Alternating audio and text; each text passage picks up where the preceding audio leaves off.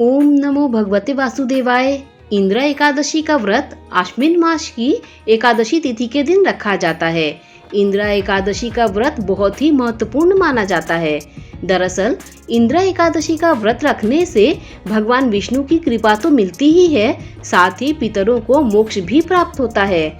इसीलिए इस एकादशी पर भगवान विष्णु की कृपा पाने के लिए आपको पूरे विधि विधान से पूजन करना चाहिए।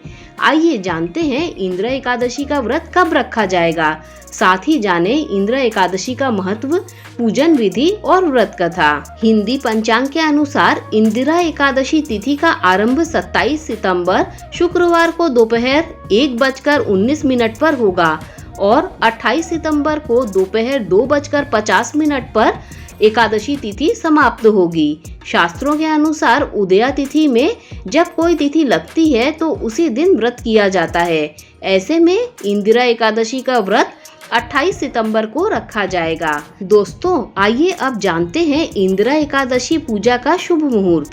पूजा के लिए सबसे उत्तम मुहूर्त 28 सितंबर को शुभ चौघड़िया सुबह 7:42 से 9:12 तक, शाम के समय अमृत चौघड़िया दोपहर में 3:11 से 4:40 तक रहेगा।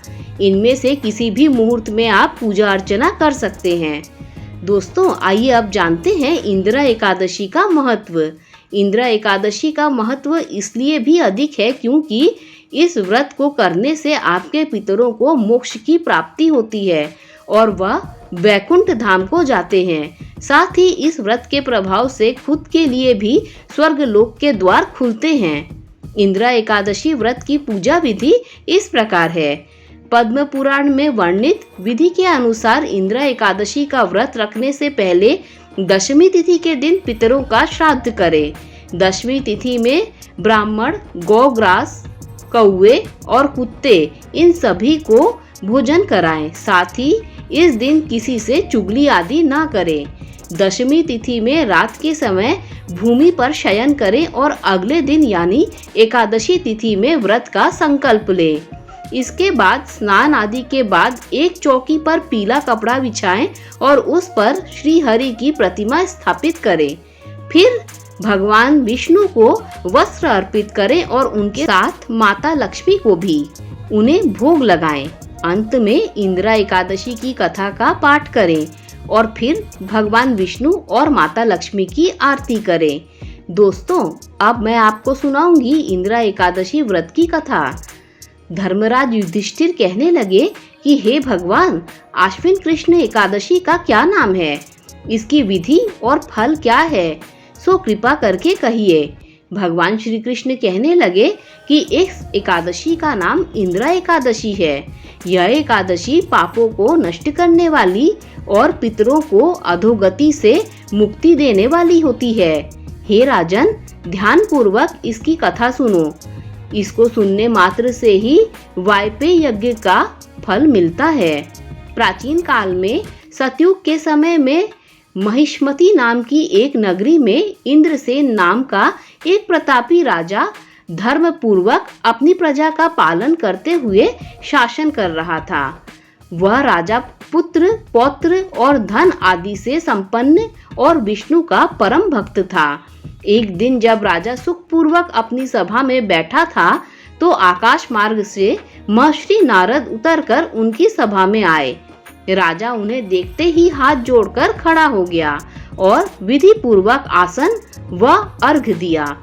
सुख से बैठकर मुनि ने राजा से पूछा कि हे राजन, आपके सातों अंग कुशल पूर्वक तो हैं, तुम्हारी बुद्धि धर्म में और तुम्हारा मन विष्णु भक्ति में तो रहता है।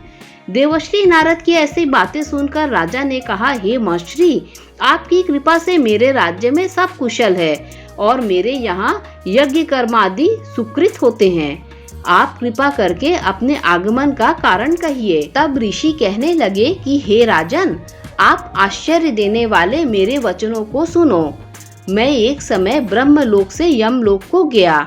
वहाँ श्रद्धा पूर्वक यमराज से पूजित होकर मैंने धर्मशील और सत्यवान धर्मराज की प्रशंसा की। उसी यमराज की सभा में महान ज्ञानी और धर्मात्मा तुम्हारे पिता को एकादशी का व्रत भंग होने के कारण देखा।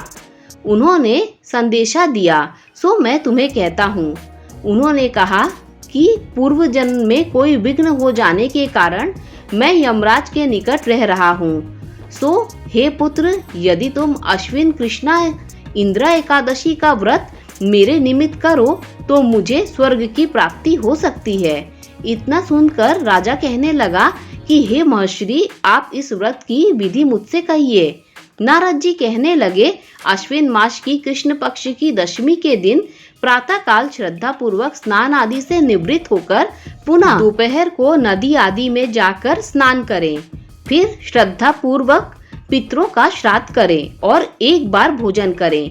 प्रातः काल होने पर एकादशी के दिन दातून आदि करके स्नान करें। फिर व्रत के नियमों को भक्ति पूर्वक ग्रहण करता हुआ प्रतिज्ञा करें कि मैं आज संपूर्ण भोगों को त्याग कर निराहार एकादशी का व्रत करूंगा। हे अच्युत, हे पुंडरीकाक्ष, मैं आपकी शरण में हूँ, आप मेरी रक्षा कीजिए। इस प्रकार नियम पूर्वक शालिग्राम की मूर्ति के आगे विधि पूर्वक श्राद्ध करके योग्य ब्राह्मणों को फलाहार का भोजन कराएं और दक्षिणा दें।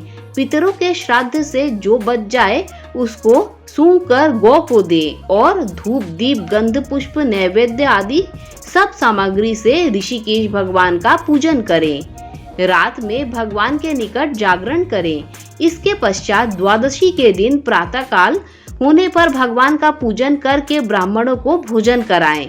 भाई बंधु स्त्री और पुत्र सहित आप भी मौन होकर भोजन करें।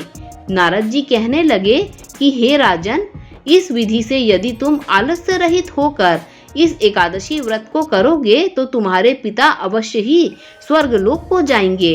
इतना कहकर नारद जी अंतर्ध्यान हो गए। नारद जी के कथानुसार राजा द्वारा अपने बांधवों तथा दासों सहित व्रत करने से आकाश से पुष्प वर्षा हुई और उस राजा का पिता गरुड़ पर चढ़कर विष्णु लोक हो गया। राजा इंद्रसेन भी एकादशी के व्रत के प्रभाव से निष्कंटक राज्य करके अंत में अपने पुत्र को सिंहासन पर बैठाकर स्वर्ग लोक को गया। हे युधिष्ठिर, यह इंद्रा एकादशी के व्रत का महात्म्य मैंने तुमसे कहा। इसके पढ़ने और सुनने से मनुष्य सब पापों से छूट जाते हैं और सब प्रकार के भोगों को भोग कर वैकुंठ को प्राप्त होते हैं। इति शुभम। दोस्तों, मेरे द्वारा दी गई जानकारी तथा इंद्रा एकादशी की व्रत कथा अगर आपको अच्छी लगी हो तो लाइक शेयर सब्सक्राइब कीजिए। Thanks for watching this video. See you soon.